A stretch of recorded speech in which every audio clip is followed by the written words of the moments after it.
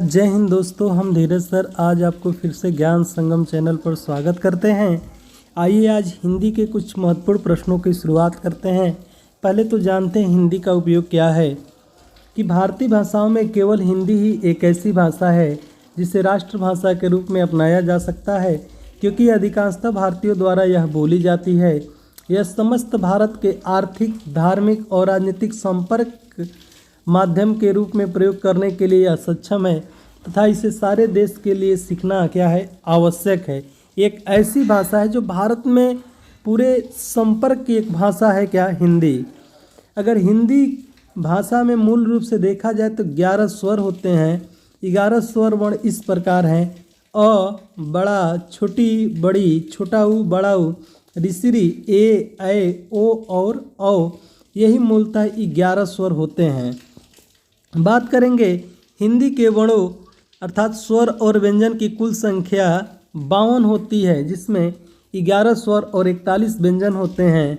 कुल व्यंजन कितने होते हैं? 41 होते हैं। इन वर्णों के व्यवस्थित एवं क्रमबद्ध समूह को हम क्या कहते हैं? वर्णमाला कहते हैं। यानी कि वर्णों के व्यवस्थित समूह को क्या कहलाता है? वर्णमाला। भाषा की सबसे छोटी इकाई क्या होती है? ध्वनि। ध्वनि के लिखित रूप को क्या कहते हैं? वर्ण। वर्णों के समूह से क्या बनता है? वर्णमाला। वर्णों का एक निश्चित क्रम ही क्या बनाता है? एक शब्द भी बनाता है, जिसका कुछ अर्थ निकलता है, वही शब्द होता है। आगे हम देखेंगे एक एक प्रश्न इससे कि इन शब्दों में विदेशी शब्द क्या है। तो स्त्री, नारी, महिला और औरत। औरत कैसा शब्द है? तो औरत एक विदेशी भाषा का शब्द है। निम्न में कौन कर्मधारय समास है? तो चक्र है प्राणी, मतलब कौन? भगवान विष्णु। तो ये बहुब्रीहि समास हो जाएगा, या होगा नहीं। नीलोत्पल, नील के समान उत्पन्न होने वाले ये कौन है जो में टूटता है? तो वह कौन सा समास होगा? कर्मधारय समास होगा। किस क्रम में पश्च स्वर हैं? यह दिया है सवाल, किस क्रम में पश्च स्वर है? तो पश्च स्वर का मतलब होता है कि जिसमें जीभ के आधार पर स्वरों का विभाजन 3 प्रकार से किया गया: अग्र, मध्य और पश्च। तो पश्च में देखते हैं जिनके आगे 3 बनता है, तो यह ऊ नहीं है, यह अ है। तो आ है, तो आ किस में आता है? पश्च स्वर के अंतर्गत आता है। आगे हम देखेंगे उड़ान में प्रयुक्त प्रत्यय निम्न में कौन सा है? तो उड़धन आन बराबर क्या होता है? उड़ान। उड़धन आन बराबर तो होगा क्या? आन प्रत्यय लगा हुआ है इसमें।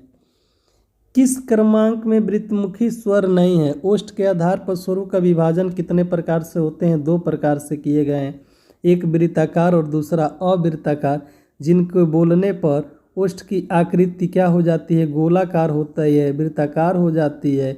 उन्हें हम क्या कहते हैं? वृत्ताकार स्वर। शेष को अवृत्ताकार स्वर कहते हैं। हमें वृत्तमुखी स्वर नहीं है, तो छोटा ऊ है, बड़ा ऊ है, ओ है, औ है। आ हमारा वृत्तमुखी स्वर नहीं है। किस शब्द में आ प्रत्यय नहीं लगा है? जो उपसर्ग होते हैं, शब्द के पहले जो आते हैं, इनको हम क्या कहते हैं? उपसर्ग।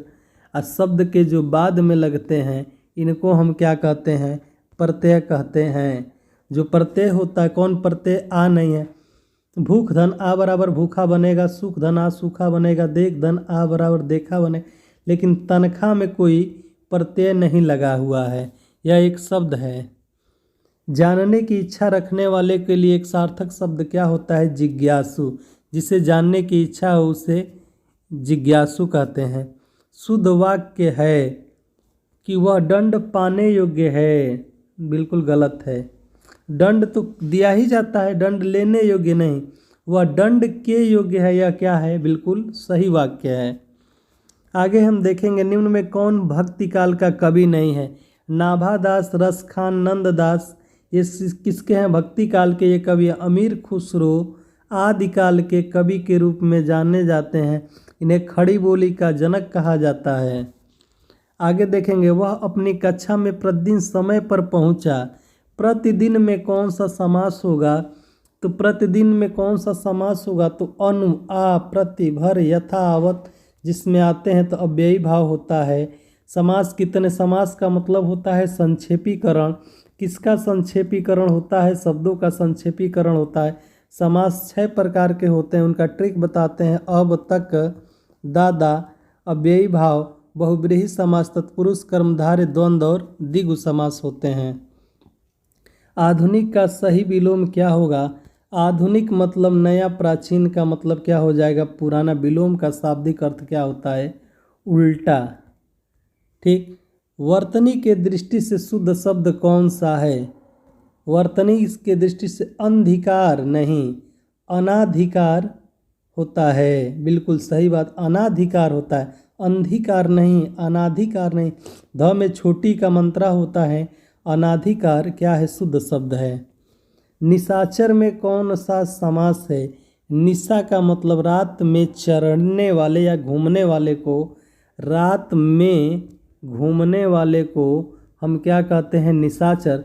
जो कारक विभक्ति में टूटता है तत्पुरुष समास के अंतर्गत आता है या तत्पुरुष समास होगा।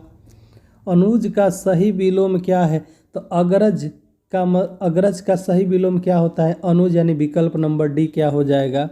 सही हो जाएगा। आचार शब्द में कौन सा उपसर्ग जोड़ने से उसका अर्थ अच्छा व्यवहार हो जाता है? आचार में क्या हम जोड़ दें तो दूर का मतलब बुरा होता है। सत धन आचार अगर जोड़े, सच्चार जो होता है यह अच्छा व्यवहार होता है। वर्तनी के दृष्टि से शुद्ध शब्द कौन सा है?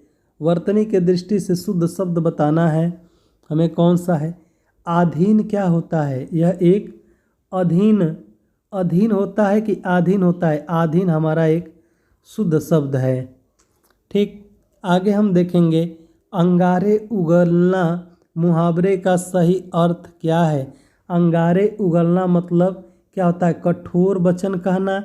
मुख से अंगारे ज्वालामुखी फूट जाना। कठोर वचन कहना क्या हो जाएगा? बिल्कुल सही अर्थ होगा। किस क्रमांक में पेट में दाढ़ी होना के मुहावरे का अर्थ क्या है? पेट में ही दाढ़ी हो जाना, इसका मतलब बाल्यावस्था में ही क्या हो जाना? समझदार हो जाना। झगड़ालू तो होगा नहीं, निरर्थक रूप, ये गलत है। डंका बजाना, आइए अक्सर ये सवाल आया करता है, लोग कहते हैं लोग डंका बजाना। मुहावरे का प्रयोग है प्रचारित करना नहीं, झूठ बोला नहीं, शोर करना नहीं, प्रतिष्ठित हो जाना। तो इसीलिए कहते हैं भैया मोदी जी की डंका बज रही है, यानी प्रतिष्ठित हो गए हैं। प्रतिष्ठित हो जाना है, इसको नोटबुक में लिख लीजिएगा, ये बहुत इंपॉर्टेंट प्रश्न है। आगे देखिए, किस क्रमांक का शब्द भ्रमण का पर्यायवाची नहीं है? तो भ्रमण का मतलब मधुप भी होता है, अली का मतलब भी होता है, भौरा भी होता है। भ्रमर का कौन पर्याय? सफरी मतलब नहीं, ये किसी का पर्यायवाची, सफरी भ्रमर का पर्यायवाची नहीं होगा। सरल वाक्य का चयन कीजिए। जो समय पर कार्य करता है कामा, उससे पछताना नहीं पड़ता। बिल्कुल यह सरल वाक्य नहीं है। इस खेल में भारत जीता, इसीलिए नहीं, ये भी नहीं होगा, इसलिए आ गया। समय पर कार्य करने को पछताना नहीं पड़ना, करने वाले को पछताना नहीं पड़ता, यह क्या है? बिल्कुल सही बात है, यह एक सरल वाक्य है। ठीक। तुम्हें मंदिर जाना चाहिए और लग गया, यह संयुक्त वाक्य हो जाएगा या नहीं होगा? सरल वाक्य बताना है। निम्न में से किस शब्द में उपसर्ग का प्रयोग नहीं है? उच्च धनवास, उच्छ्वास, परिधन छेद, परिच्छेद, अनुधन छेद, अनुच्छेद हो जाएगा। लेकिन अच्छाई का कोई उपसर्ग का प्रयोग नहीं किया गया है, यह एक शब्द ही है, इसमें कोई उपसर्ग का प्रयोग नहीं किया गया है। अगला दिया है, प्रत्येक देशवासियों को देश की सेवा में तन मन धन अर्पण करना चाहिए। किस भाग में कोई त्रुटि है नहीं है, यही छांटना है इसमें। तो प्रत्येक देशवासियों को नहीं, देशवासियों का मतलब ही हो गया सभी लोग, इसके पहले प्रत्येक लगाने की कोई ज़रूरत नहीं है। भैया शहर वासियों मतलब शहर के लोग, ग्रामीण वासियों ग्रामीण के सभी लोग, ऐसा थोड़ी नाम रख के कहा जाएगा। प्रत्येक का यहाँ लगाने की कोई ज़रूरत नहीं है। देशवासियों को देश की सेवा में तन मन धन अर्पण करना चाहिए। भाग 1 में गलती है क्योंकि यहाँ प्रत्येक नहीं रहेगा। बहती गंगा में हाथ धोना का अर्थ क्या है? बहती गंगा में, और बड़ा कर दें, बहती गंगा में हाथ धोना का अर्थ क्या है? इसका मतलब क्या है? बहती गंगा में हाथ धोना का कि अवसर का फ़ायदा उठाना क्या है? बहती गंगा में हाथ धोना। वर्णमाला में मात्रा का अर्थ क्या है?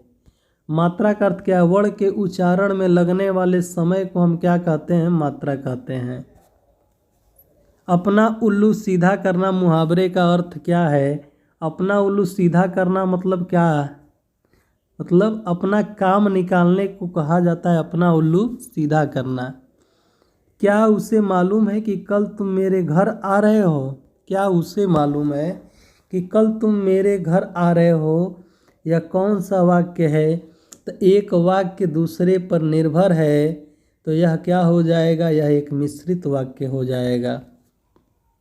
निम्न में स्वर परस्पर सवर्णी है। सवर्णी का मतलब अ के साथ अगर अ मिले, जाति के आधार पर स्वरों के दो भाग सजाती और विजाति, अ धन अ बराबर क्या होगा? आ। छोटी छोटी मिल के बड़ी क्या बनाएंगे? निर्माण क्या करेगा? बड़ी का निर्माण। छोटा ऊ और छोटा ऊ मिल के क्या निर्माण करेगा? बड़ा ऊ का निर्माण। कौन परस्पर सवर्णी है? मतलब क्या हो जाएगा? छोटी छोटी मिल के क्या सवर्णी बनाएंगे। निरोग में कौन सा उपसर्ग है? तो नि धन रोग, ये क्या हो जाएगा? निरोग बनाएगा। कौन सा उपसर्ग है? नि उपसर्ग जुड़ा है।